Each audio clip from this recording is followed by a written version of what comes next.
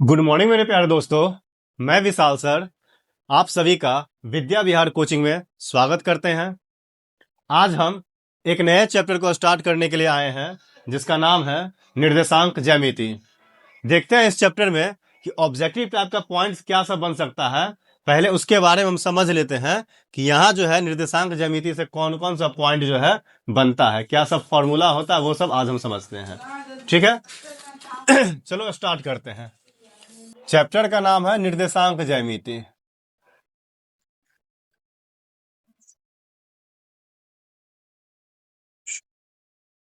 निर्देशांक ज्यामिति, ठीक है, जिसको कोऑर्डिनेट ज्योमेट्री बोलते हैं। अब इसमें होता क्या है, जैसे मान लेते हैं कि हम यहां पे देखो, ये कोई प्लेन है, कोई समतल है जिसमें ये लाइन खींचा गया है। ठीक है, और इस लाइन को जो है देखो इस तरह से जनरली इसको दिखाएंगे, ये एक्स वाला होता है और ये एक्स डैश होता है, ये वाई होता है और ये वाई डैश होता है, और यहाँ पे जो है ये मूल बिंदु होता है, ओरिजिन जिसको बोलते हैं, यानी ओ से दिखाते हैं। यानी कहने का मतलब है कि ये जो है एक्स अक्ष होता है और ये जो है वाई अक्ष होता है। इसको एक्स डैश बोलते हैं, इसको वाई डैश बोलते हैं। अब हमको ये समझना है कि यहां पर जो हम लाइन खींचे हैं, ये जो लाइन खींचा हुआ है, ठीक है, ये जो लाइन है एक्स अक्ष वाला, ठीक है, एक्स अक्ष वाला लाइन जो है ये जो है क्षैतिज रेखा कहलाता है। क्षैतिज रेखा, ठीक है, ये जो एक्स वाला जो रेखा है इसको क्षैतिज रेखा बोलते हैं, और ये वाई वाला जो रेखा है इसको ऊर्ध्वाधर रेखा बोलते हैं, इसको ऊर्ध्वाधर रेखा बोलते हैं। अब समझना ये है, ये जो क्षैतिज रेखा और ऊर्ध्वाधर रेखा, जिस प्लेन में इसको जो खींचा जाता है, ड्रॉ किया जाता है, उस प्लेन को जो है कार्तीय तल कहते हैं। यानी लिखेंगे यहां से जो पॉइंट बनेगा, ये लिखेंगे क्षैतिज रेखा एवं ऊर्ध्वाधर रेखा। क्षैतिज रेखा एवं ऊर्ध्वाधर रेखा जिस प्लेन यानी जिस समतल पे खींचा जाता है, जिस समतल में खींचा जाता है उसे कार्तीय तल कहते हैं। उसे कार्तीय तल कहते हैं। यानी ये रेखा किस तल में खींचा गया है? कार्तीय तल में, जिसको कार्टेशियन प्लेन कहते हैं। यहां से देखो, ये जो क्षैतिज रेखा है इसको एक्स एक्स अक्ष वाला रेखा कहते हैं, ठीक है, और ऊर्ध्वाधर रेखा को वाई अक्ष वाला रेखा कहते हैं। और ये दोनों एक दूसरे को जिस बिंदु पर प्रतिच्छेद करता है, लिखेंगे कि एक्स अक्ष तथा वाई अक्ष वाला रेखा एक दूसरे को, यानी एक्स अक्ष तथा वाई अक्ष वाला जो रेखा है एक दूसरे को मूल बिंदु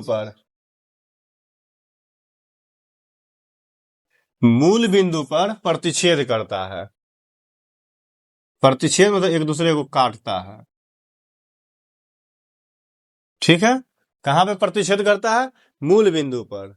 तो हमसे एक पॉइंट यहां से बनेगा कि बताओ मूल बिंदु का जो है निर्देशांक क्या होता है। मूल बिंदु का निर्देशांक, ठीक है, तो मूल बिंदु को O से दिखाते हैं, इसका निर्देशांक हो जाएगा 0 0। ऑब्जेक्टिव में देगा कि मूल बिंदु का निर्देशांक होता है, मूल बिंदु का निर्देशांक होता था, मूल बिंदु का निर्देशांक 0 0। एक तो ये हो जाएगा। उसके बाद देखो, ये जो रेखा एक दूसरे को प्रतिच्छेद करता है तो 4 भाग में बांटता है, जिसमें ये पहला भाग, दूसरा भाग, तीसरा भाग, चौथा भाग। तो इस भाग को चतुर्थांश कहते हैं। यानी ये पहला भाग है ना, ये पहला चतुर्थांश हो जाएगा,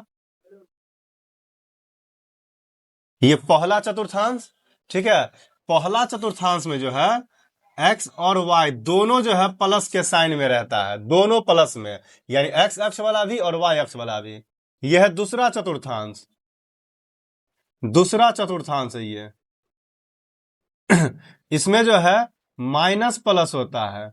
ये तीसरा चतुर्थांश है, ठीक है, तीसरा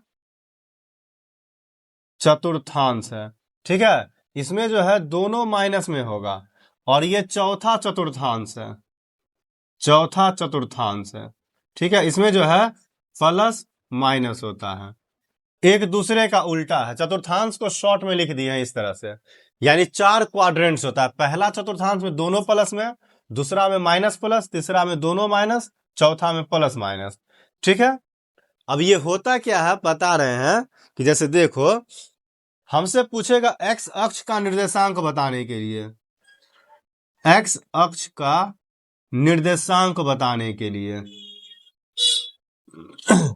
तो एक्स अक्ष का निर्देशांक, जिसका निर्देशांक पूछेगा वो रहेगा, बाद वाला 0 हो जाएगा। एक्स अक्ष का निर्देशांक पूछा है तो एक्स का मान रहेगा, अब बाद वाला 0 हो जाएगा। हमेशा पहले एक्स का मान होता है, बाद में वाई का मान होता है। इसी तरह से हमसे पूछेगा बताओ कि वाई अक्ष का निर्देशांक क्या होगा। हमसे पूछेगा कि वाई अक्ष का निर्देशांक, वाई अक्ष का निर्देशांक, तो वाई अक्ष का निर्देशांक क्या हो जाएगा, बताए हैं ना अभी, कि जिसका निर्देशांक पूछेगा वो रहेगा और बाद वाला 0 हो जाएगा। तो वाई अक्ष का पूछा ना, तो एक्स वाला 0 होगा और वाई वाला रह जाएगा। तो ये इसका निर्देशांक होता है, ठीक है यहां तक। उसके बाद देखो इसमें क्या है कि ये चतुर्थांश है और ये जो निर्देशांक लिखते हैं तो इसमें भुज और कोटि होता है। यानी एक्स अक्ष वाला रेखा भुज कहलाएगा और वाई अक्ष वाला रेखा जो है कोटि कहलाएगा। तो यहां लिखते हैं, यहां पर समझो, देखो एक्स अक्ष को क्या बोलते हैं, इसको भुज बोलते हैं, ठीक है। और वाई अक्ष को क्या बोलते हैं, कोटि बोलते हैं, ठीक है। एक्स अक्ष को भुज, वाई अक्ष को कोटि। जैसे हमको लिखा एक क्वेश्चन इस तरह से दे देगा कि मान लो कोई निर्देशांक हमको दिया हुआ है, ठीक है, कोई निर्देशांक हमको दे दिया है कि 5,4, ठीक है, ये कोई निर्देशांक है। तो हमसे पूछेगा बताओ भुज का मान कितना होगा। तो पहले वाले मान को भुज कहते हैं क्योंकि एक्स वाला मान पहला होता है। तो भुज का मान ये हो जाएगा 5, और कोटि का मान पूछेगा तो बाद वाला मान कोटि हो जाएगा 4, ठीक है, इस तरह से। अब हमसे चतुर्थांश पूछेगा कि कौन से चतुर्थांश में ये आएगा। तो यहां देखो ये जो चतुर्थांश आएगा, ये कौन से चतुर्थांश, देखो इसका भी साइन प्लस है और इसका भी साइन प्लस है, दोनों प्लस में है ना। तो दोनों प्लस वाला क्या हो जाता है, पहला चतुर्थांश। तो ये हो जाएगा पहला चतुर्थांश, ठीक है। यहां तक तो कंफ्यूजन नहीं होना चाहिए, इसको ले लो स्क्रीनशॉट।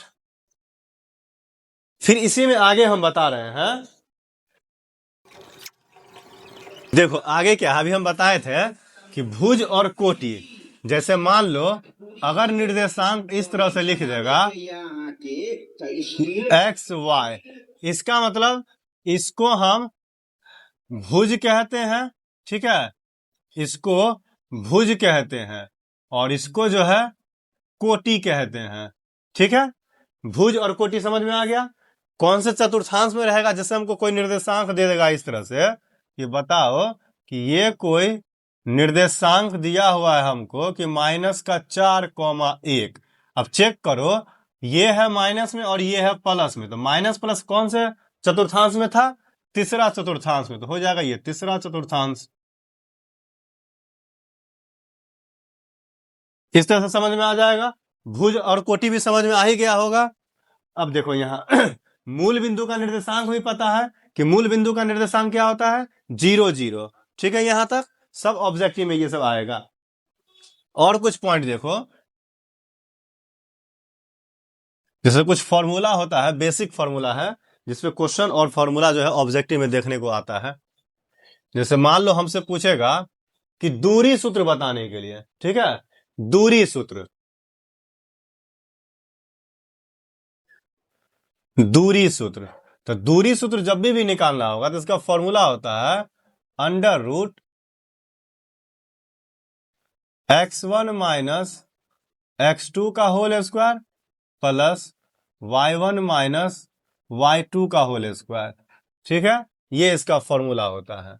अब x1 y1 क्या कहने का मतलब है, देखो जैसे ये कोई रेखा है, ठीक है, मान लो ये कोई पॉइंट A है और ये पॉइंट B है। इस रेखा का निर्देशांक हमको दिया हुआ है x1 y1, ठीक है, और इस रेखा का निर्देशांक दिया हुआ है x2 y2, ठीक है। अब इसका हमसे दूरी पूछेगा, दूरी कहां से A से B तक का ना, तो AB का मान अगर हमको निकालना होगा तो ये फॉर्मूला लगा देंगे, क्या होता है x1 माइनस x2 का होल स्क्वायर, या इसको उल्टा भी लिख सकते हैं, क्योंकि फॉर्मूला में किसी को लिखो उलट के कोई फायदा नहीं होगा, क्योंकि स्क्वायर में जो है सब प्लस में ही आता है। इसको लिख लोगे तो ऐसे भी लिख सकते हैं इसको x2 माइनस x1 का होल स्क्वायर, क्योंकि इसमें अगर माइनस में भी आएगा स्क्वायर के कारण ये प्लस हो जाएगा, जिसको हम कैसे भी लिख सकते हैं, फिर प्लस y2 माइनस y1 का होल स्क्वायर, ठीक है। और जब भी दूरी निकालेंगे तो लास्ट में इकाई वर्ड जो है ऐड करना पड़ता है, तो ये इसका दूरी हो जाएगा, ठीक है। एक ये फॉर्मूला हो गया।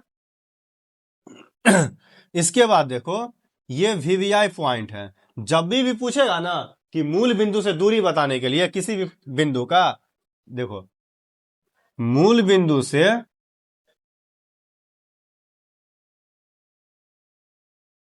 दूरी बोलेगा निकालने के लिए, तो मूल बिंदु का मतलब क्या होता है, जिसका निर्देशांक 0 0, तो उसका तो कोई मतलब नहीं है। तो जो बिंदु दिया रहेगा ना उसी का स्क्वायर कर देना, मतलब x का स्क्वायर प्लस y का स्क्वायर, मतलब जो निर्देशांक दिया रहेगा उसी को स्क्वायर कर देंगे, ठीक है। तो ये हो गया मूल बिंदु से इसका दूरी निकल जाएगा, ठीक। उसके बाद देखो जैसे मान लो ये कोई रेखा है, ठीक है, इस रेखा का पॉइंट यहां पर A है और इसका B है, और इसका हमको दिया हुआ है निर्देशांक कि x1 y1, ये निर्देशांक दिया हुआ है, और इसका निर्देशांक हमको दिया हुआ है x2 और y2, ठीक है। ये रेखा का जो बिंदु A का निर्देशांक और बिंदु B का निर्देशांक दिया हुआ है, दोनों के बीच में मान लो कोई बिंदु C है, मान लेते कोई पॉइंट ये C है, इसका हमसे निर्देशांक पूछेगा कि बताओ C का निर्देशांक क्या होगा, तो ये मध्य बिंदु है ना, तो मध्य बिंदु का जो निर्देशांक होता है लिखेंगे यहां पे मध्य बिंदु, ठीक है, मध्य बिंदु का निर्देशांक, मध्य बिंदु का निर्देशांक जब भी पूछेगा मध्य बिंदु का निर्देशांक, मध्य बिंदु यानी C का निर्देशांक बताना है। मध्य बिंदु C है ना, तो C का निर्देशांक पूछेगा तो लिखेंगे formula x1 plus x2 by में 2, ठीक है, फिर comma y1 plus y2 by 2, ये निकल जाएगा। जब भी पूछेगा कि बताओ मध्य बिंदु का निर्देशांक क्या होता है, तो x1 plus x2 by 2, y1 plus y2 by 2, और ये मान x का होता है और ये मान y का होता है, तो ये इसका मध्य बिंदु का निर्देशांक आ जाएगा। जैसे देखो यहाँ पे कुछ और पॉइंट से बता रहे हैं, और ये सब ऑब्जेक्टिव में जो है फॉर्मूला पूछ लेता है, ऑब्जेक्टिव में कि 4 गो ऑप्शन देगा, पूछेगा बताओ मध्य बिंदु का निर्देशांक क्या होता है, या फिर मूल बिंदु से दूरी सूत्र क्या होगा, कुछ भी ऐसा आ सकता है क्वेश्चन। जैसे मान लो हमको एक क्वेश्चन दे देगा कि ये कोई रेखा है, इस बिंदु का नाम A है, इसका नाम B है, इसका निर्देशांक हमको दे दिया मान लो कि -1, और इसका निर्देशांक दे दिया 4, इसका निर्देशांक हमको दे दिया कि -3, इसका 0। अब हमसे पूछेगा कि मध्य बिंदु P जो है इसका निर्देशांक बताने के लिए क्या करना है, मध्य बिंदु का निर्देशांक बताना है, तो लिखेंगे यहां पे मध्य बिंदु, ठीक है, P का निर्देशांक, ठीक है। तो कितना आ जाएगा, या सिंपल लिख सकते मध्य बिंदु का निर्देशांक, इतना नहीं हो लिखेंगे तो इसे भी लिख सकते हैं।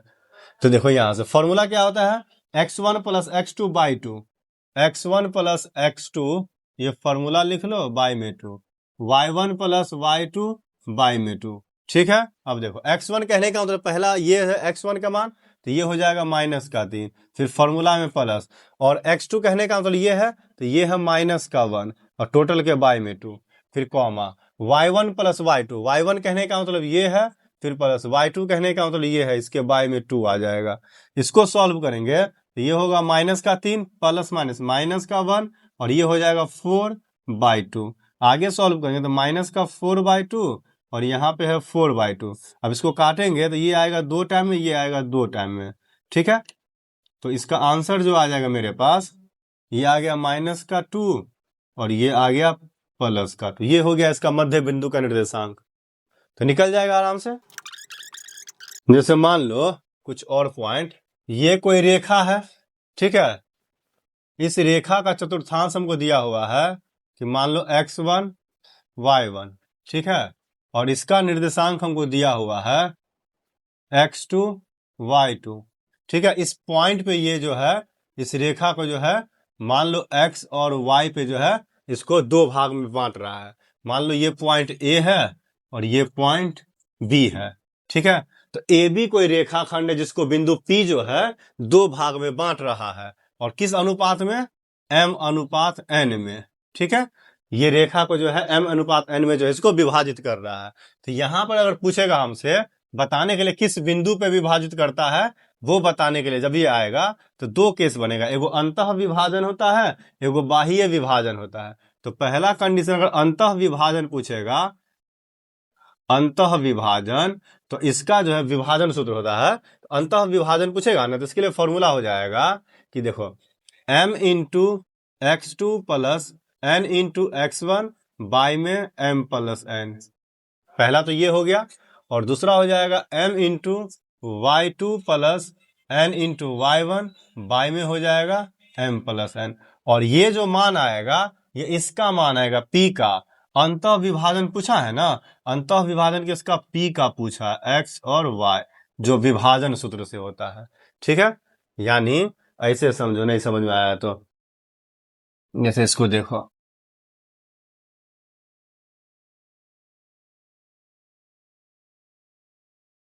विभाजन सूत्र होता है यहां पर जो है ये विभाजन सूत्र। तो विभाजन सूत्र जब ये पूछेगा तो इसका फॉर्मूला होता है कि m into x2 plus n into x1, ठीक है। m into x2 plus n into x1 और बाय में m प्लस n, ठीक है। फिर होता है m into y2 plus n into y1 और बाय में हो जाएगा m प्लस n। ये इसका विभाजन सूत्र होता है, ठीक है। अब कंडीशन है कि अंतः विभाजन पूछेगा कि बाह्य विभाजन। अगर हमसे पूछेगा कि अंतः विभाजन बताने के लिए, अंतः विभाजन जैसे ये बिंदु P है, ठीक है, इसका निर्देशांक मेरे पास x और y है, तो लिखेंगे यही फॉर्मूला। अंतः विभाजन में यही होता है, ठीक है। m into x2 plus n into x1 और y में हो जाता है m प्लस n। फिर उसके बाद होता है कि m into y2 plus n into y1 और y में हो जाता है m प्लस n। तो ये हो गया इसका अंतः विभाजन। वैसे ही आता है दूसरा कि बाह्य विभाजन, यानी बाह्य विभाजन के लिए सूत्र हो जाएगा, सब तो यही रहेगा, बस इसका साइन बदल जाएगा, जहां प्लस है वहां माइनस हो जाएगा, बस यही काम करना है। यानी ये हो जाएगा m into x2 minus n into x1 और y में हो जाएगा m माइनस n। वैसे ही हो जाएगा यहाँ पे m into y2 minus n into y1 और y में हो जाएगा m माइनस n। ये इसका फॉर्मूला होता है, और इसी के आधार पे कुछ क्वेश्चन देता है। ऑब्जेक्टिव के लिए ये VBI है, डायरेक्ट पूछ लेगा फॉर्मूला में कि विभाजन सूत्र क्या होता है।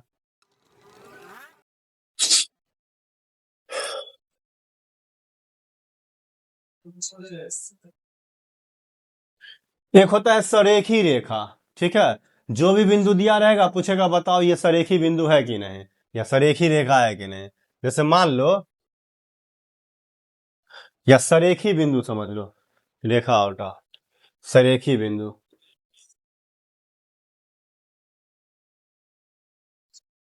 जैसे मान लो एक ही लाइन पे सभी पॉइंट होता है, उसी को सरेखी बिंदु बोलते हैं।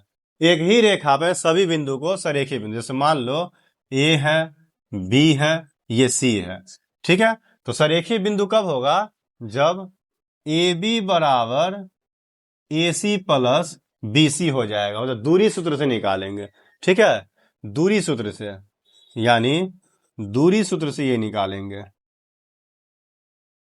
दूरी सूत्र से क्या हो जाएगा? AB जो है इसके बराबर हो जाएगा। AB यानी दूरी सूत्र निकालने आता है ना, AB कहने का मतलब कि root under x2 minus x1 का होल स्क्वायर प्लस मतलब सबका अलग अलग कर सकते हैं, सिंपली समझिए यहाँ पे दूरी सूत्र से हम निकाल सकते हैं ये, बस इतना ही समझो। यानी सरेखी बिंदु कहने का तो मान लेते ये कोई बिंदु दिया हुआ ए बी से, तो एक लाइन खींच लेंगे, इसको ऐसे रख लेंगे, ठीक है।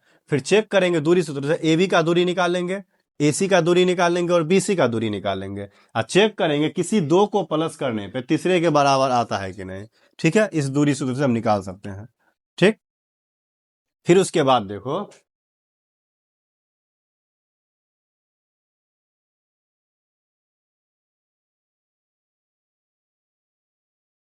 अब कुछ और यहां पर देखो, जैसे कि ये कोई त्रिभुज है, ठीक है, ये कोई त्रिभुज है, मान लेते हैं इसका बिंदु का नाम ए है, बी है, ये सी है, इसका निर्देशांक है x1 y1, इसका निर्देशांक है x2 y2, इसका निर्देशांक है x3 y3, ठीक है। अब देखो करते क्या है कि इसका केंद्रक निकालते, केंद्रक कहने का मतलब जो इसके बीच में जो केंद्र है ये इसका केंद्रक कहलाता है। मान लो केंद्रक को ओ से दिखाते हैं, ठीक है, ये क्या होगा, ओ इसका केंद्रक होगा, ठीक है। तो केंद्रक का सूत्र पूछेगा ना, जब भी निर्देशांक दे देगा पूछेगा केंद्रक बताने के लिए, तो लिखेंगे यहाँ पे केंद्रक, यानी ओ जो है इसका निर्देशांक पूछेगा, तो ये फॉर्मूला हो जाता है x1 plus x2 plus x3 और बाई में हो जाएगा 3, ठीक है। केंद्रक पूछेगा तो x1 plus x2 plus x3 by में 3, वैसे ही हो जाएगा y1 plus y2 plus y3 और बाई में 3, ये इसका केंद्रक का सूत्र होता है, ठीक है। जब भी केंद्रक पूछेगा तो यही फॉर्मूला अप्लाई कर देंगे कि x1 plus x2 plus x3 by में 3 और y1 plus y2 plus y3 by में 3, ठीक है, ये केंद्रक के लिए है। अब जैसे यहां देखो एक और फॉर्मूला इसमें,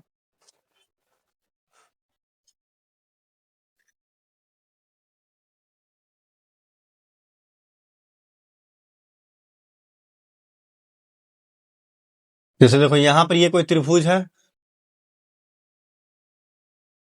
ये ए मान लो, ये बी मान लो, ये सी, इसका निर्देशांक x1 y1, इसका निर्देशांक हो जाएगा x2 y2, इसका निर्देशांक हो जाएगा x3 y3, ठीक है। तो ये त्रिभुज है, त्रिभुज का क्षेत्रफल पूछेगा हमसे कि त्रिभुज एबीसी का क्षेत्रफल क्या होगा, त्रिभुज एबीसी का क्षेत्रफल, ठीक है। जब भी त्रिभुज का क्षेत्रफल पूछेगा निर्देशांक ज्यामिति में, इसका फॉर्मूला होता है 1/2, इस लाइन को मोड कहते हैं, मतलब ये होता है कि इसके अंदर माइनस में भी रहेगा ना, तो इसको बाहर निकालेंगे तो प्लस में लिखेंगे। फॉर्मूला होता है x1 into y2 minus y3 plus x2 into y3 minus y1 plus x3 into y1 minus y2, ये इसका फॉर्मूला होता है, ठीक है। और जो भी आंसर आएगा तो वर्ग इकाई, क्षेत्रफल है ना तो वर्ग होता है और इकाई कर देंगे, ये फॉर्मूला होता है। एक और याद रखना कि जब भी बोल देगा कि ये बिंदु जो है सरेखी है, ठीक है, के का मान निकालने के लिए, जैसे मान लो कि जो है बिंदु ए बी तथा सी सरेखी है, तो मान लो के का मान पूछेगा कि के का मान निकालें या लिखें, जो भी कुछ करना है निकालना होगा के का मान, और कुछ भी बिंदु का निर्देशांक दे देगा। तो जब भी सरेखी बिंदु रहेगा और के का मान पूछेगा, तब क्या करेंगे वहां पे कि त्रिभुज का क्षेत्रफल, ठीक है, बराबर में 0 कर देंगे, मतलब 1/2, और त्रिभुज का क्षेत्रफल जो होता है कि x1 into y2 minus y3 plus x2 into y3 minus y1 plus x3 into y1 minus y2, अब बराबर में जो है 0 कर देंगे। तो यहां से जो ये है ये उधर जाकर 0 हो जाएगा, तो इसका फॉर्मूला ऐसे भी हो सकता है y2 माइनस y3, यानी x1 into y2 minus y3 plus x2 into y3 minus y1 plus x3 into y1 minus y2, अब बराबर में 0, ये इसका सूत्र बन जाएगा। और यहां से सबका मान रख देंगे, जो भी आएगा आंसर हो जाएगा। जब सरेखी दिया रहे तब, और के या x या किसी का भी मान पूछेगा तब ऐसे लिखेंगे। सिंपल त्रिभुज रहेगा और क्षेत्रफल पूछेगा तो ये फॉर्मूला लगा देंगे। ठीक है, ये फॉर्मूला सब लिख लेना। जैसे मान लो ये त्रिभुज है, कुछ भी पॉइंट है, P है, Q है, R है, इसका निर्देशांक मान लो x1 y1, इसका निर्देशांक है x2 y2, इसका निर्देशांक है x3 y3। ठीक है, ये कोई बिंदु है, जिस त्रिभुज है जिसका निर्देशांक हमको दिया हुआ है। अब देखो इसका मध्य बिंदु अगर देखेंगे तो मध्य बिंदु मान लो यहाँ पे हम लिख लेते हैं, इसको A लिख लेते हैं, ये मध्य बिंदु A है। ठीक है, इसका मध्य बिंदु मान लेते हैं ये B है, इसका मध्य बिंदु मान लेते हैं C है, और सबको आपस में मिला देते हैं, इसको मिला दो, इसको मिला दो, इसको मिला दो। ठीक है, तो ये त्रिभुज बन गया, यह त्रिभुज ABC। अगर इसका निर्देशांक लिखना होगा हमको, मध्य बिंदु का निर्देशांक, क्या करेंगे, इस दोनों को प्लस करके निकालते हैं ना, क्या हो जाएगा यहां से देखो x2 प्लस x3 बाई में 2। ठीक है, यहां पर नहीं होगा, यहां नीचे देखो बताते हैं। जब ये मध्य बिंदु हमसे पूछेगा ए का निर्देशांक बताने के लिए, तो क्या हो जाएगा, ए है ना, इसका निर्देशांक यहां से होगा x2 प्लस x3 बाई में 2, y2 प्लस y3 बाई में 2। जब भी मध्य बिंदु का निर्देशांक पूछेगा तो ये फॉर्मूला हो जाएगा। तो ए का निकल गया। वैसे ही बी का पूछेगा कि बताओ कि मध्य बिंदु जो बी है इसका निर्देशांक बताने के लिए, तो ये बी है तो इस दोनों के बीच में है ना, जिसके बीच में उसी के फॉर्मूला से बनाएंगे। तो ये हो जाएगा x1 प्लस x3 बाई में 2, फिर हो जाएगा y1 प्लस y3 बाई में 2। ठीक है, ये हो गया। अब देखो मध्य बिंदु किसका, C का, यानी ये निकालना होगा तो इस दोनों के बीच में है, तो इसका फॉर्मूला बन जाएगा x1 प्लस x2 बाई में 2, y1 प्लस y2 बाई में 2। ठीक है, ये हो जाएगा। अब हमसे पूछेगा बताओ कि त्रिभुज ABC का क्षेत्रफल, तो पहले इसका निर्देशांक निकलेगा तब ना इसका क्षेत्रफल, तो निर्देशांक यहां से निकल गया, अब इसका क्षेत्रफल का फॉर्मूला लगा देंगे जो त्रिभुज का होता है। ठीक है, बन जाएगा। इसके बाद देखना कि कुछ हमको कंडीशन दे देगा, निर्देशांक का पूछेगा, ये समबाहु त्रिभुज का निर्देशांक है, या फिर समद्विबाहु त्रिभुज का है, या फिर समकोण त्रिभुज का है, या फिर वर्ग है, आयत है, क्या है, इस तरह से दे देगा। तो दूरी सूत्र से हमको निकालना होगा। तो मान लो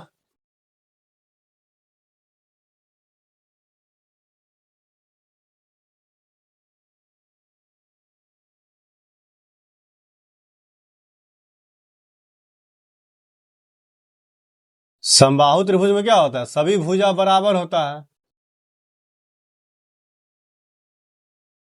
और ये हम कहां से निकालेंगे, दूरी सूत्र से। ठीक है,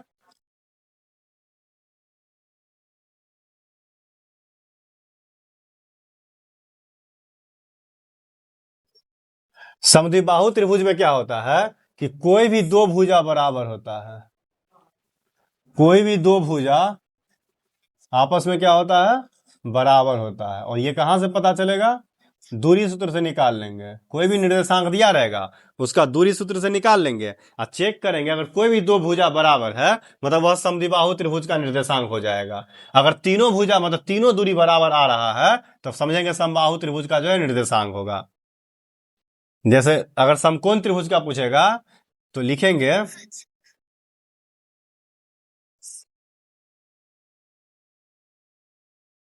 समकोण त्रिभुज में क्या होता है कि कोई एक भुजा का वर्ग शेष दो भुजाओं के वर्गों के योग के बराबर होता है। तो ये समकोण त्रिभुज हो जाएगा। और ये सब बनाएंगे दूरी सूत्र से।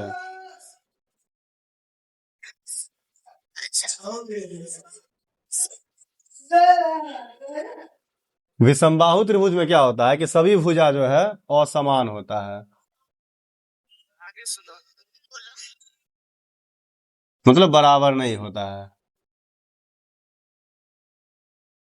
अगर मान लो निर्देशांक दे देगा, पूछेगा बताओ ये वर्ग का निर्देशांक है कि नहीं है, तो वर्ग में क्या होता है, वर्ग में चारों भुजा जो है बराबर होता है। अगर दूरी सूत्र तो निकालेंगे, चारों भुजा बराबर हो गया तो समझ जाएंगे ये वर्ग है। आयत में क्या होता है कि आमने सामने की भुजा बराबर होता है, आमने सामने की भुजा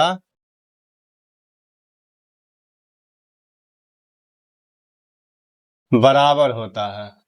करते हैं कि आज के क्लास में जितना भी फॉर्मूला बताया गया है ये सब काफी जो है महत्वपूर्ण है, समझ में भी आया होगा। और अगले क्लास को जो हम लाएंगे उसमें सिर्फ क्वेश्चन को लेकर के आएंगे, ठीक है। यहां जो हम बताए हैं टोटल फॉर्मूला से रिलेटेड बताए हैं कि एग्जाम में ये सब डायरेक्ट ऑब्जेक्टिव में आता है कि इसका फॉर्मूला क्या होगा, ठीक है। इसके बाद जो हम लाएंगे अगला वीडियो, उसमें हम सिर्फ क्वेश्चन को लेकर के आएंगे। उम्मीद करते हैं कि यह क्लास आप सभी को काफी अच्छा लगा होगा। अगर ये क्लास अच्छा लगा है, अगर काफी हेल्पफुल है, तो अपने दोस्तों को ये वीडियो जरूर शेयर करना और इस वीडियो को लाइक और सब्सक्राइब कर देना, ताकि इससे हमको मोटिवेट मिले, ताकि और भी अच्छा से कंसेप्ट लेकर के आएंगे, ताकि इस एग्जाम के लिए जो है, जो 2026 में जो एग्जाम होने वाला है 10th का, उसको काफी मदद मिल सके। ओके, धन्यवाद।